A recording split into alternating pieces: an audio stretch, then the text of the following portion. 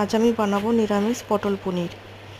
চলুন দেখে নেওয়া যাক সামান্য কিছু উপকরণে এটি কত তাড়াতাড়ি রান্না হয়ে যায়। এখানে আমি 500 গ্রাম মতো পনির নিয়ে নিয়েছি, যেটিকে আমি ছোট ছোট টুকরোয় কেটে নেব চৌকো চৌকোভাবে।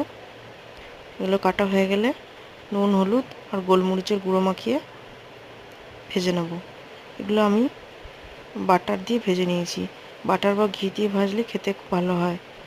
এদিকে আমার পটল, আলু আর গাজর ভাজা আছে। আর নিরামিষ কয়েকটি মশলা ধনে, জিরে, টমেটো আর লঙ্কা আমি পেস্ট বানিয়ে নিয়েছি। পনিরও এদিকে বাটার দিয়ে ভাজতে দিয়ে দিয়েছি। পনির আমার এপিট ওপিট করে ভাজা হয়ে গেলে গোটা গোটা গরম মশলা যেগুলো আছে সেগুলো পিষে নেবো হামালদিস্তায়। এবার গরম তেলে আমি গোটা গরম মশলা ফোড়ন দিয়ে দিয়েছি। এদিকে বাটা মশলাটাও দিয়ে দিয়েছি। টমেটো, ধনে, জিরের পেস্ট, সামান্য নুন দিয়ে, হলুদ আর কাশ্মীরি লঙ্কার গুঁড়ো দিয়ে মশলা কষানো হয়ে গেলে এতে জল ঢেলে দিয়েছি। ঝোল একটু ফুটে গেছে, কসুরি মেথি ছিটিয়ে দিয়েছি। এরপর ভেজে রাখা আলুগুলো দিয়ে আর কিছুক্ষণ ঝোলটা ফুটিয়ে নেব। ঝোল ফুটে গেছে, এরপর ধনেপাতা কুচিয়ে ঝোলের মধ্যে দিয়ে দিয়েছি। আর একটু ফুটে গেলে এতে ভেজে রাখা পনির আর পটল দিয়ে দিলি তৈরি হয়ে গেল নিরামিষ আলু পটল দিয়ে পনিরের তরকারি।